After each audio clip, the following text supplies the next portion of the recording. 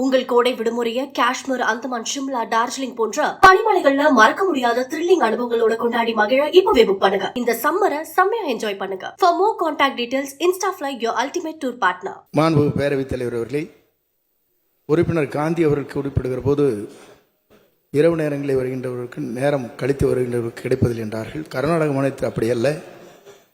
பெரிய இங்கே இருக்கிற மளிகை கடைகளில் ஆங்காங்கே எவ்வளவு ரேஷன் கார்டுகள் இருக்கிறதோ அவரிடத்திலே ஒப்படைக்கப்படுகிறது. ஒப்படைத்து எந்த நேரம் வேண்டுமானாலும் அவர்கள் பொருளை அவர் வாங்குகிற போது இதையும் சேர்ந்து வாங்குவதற்கு அங்கே நடவடிக்கை மேற்கொண்டு நடைமுறையில் இருப்பதாக சொல்கிறார்கள். அதை போன்ற செயல்களை இந்த அரசு செய்வதற்கு முன்வருமா என்பதை உங்கள் மூலமாக அறிய விரும்புகிறேன்.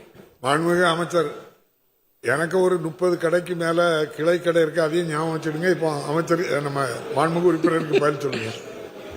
மாண்புமிகு பேரவைத் தலைவர்களே, இதே போன்று மாண்புமிகு உறுப்பினர் சொன்னது போல ஆந்திராவிலே இதே மாதிரி தான் நகரம் வீடுக்கே சென்று பொருட்களை வழங்குகின்ற திட்டம் அரசின் செயல்முறையில் இருக்கிறது.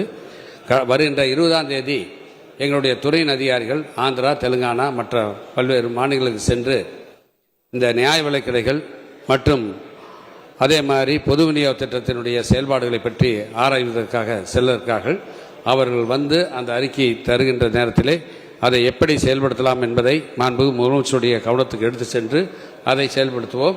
மாண்புமிகு பேரவைத் தலைவர் நிறைய கடை வாங்கிட்டீங்க, இன்னும் என்ன கடை இல்ல? 2-3 நாளைக்கு முன்னாடி கூட, அதாவது ஒரு NPSS முன்னுரிமை அற்ற கார்டை முன்னுரிமை உள்ள கார்டாக ஒரு நபருக்கு நீங்க கொடுத்து வாங்குறீங்க. அப்படி அந்த கீழறங்கி மக்களுக்கு சேவை செய்யணும்னு சொல்லிக்கிட்டு இருக்கிறீங்க. புதுசாட்டு ஒரு 40 கடை அங்க இருக்கு, மாவட்ட ஆட்சியர்கிட்ட வாங்கி தாங்க. கண்டிப்பா மாண்புமிகு பேரவைத் தலைவருடைய கோரிக்கை ஏற்று மாவட்ட ஆட்சித்தலைவரத்திலே தொடர்பு கொண்டு தகுதி இருக்கின்ற அத்தனை கடைகளும் பிரித்து தருவதற்கு அரசு நடவடிக்கை எடுக்கப்படும் என்பதை இந்த நேரத்தில் தெரிவித்துக் கொள்கிறேன்.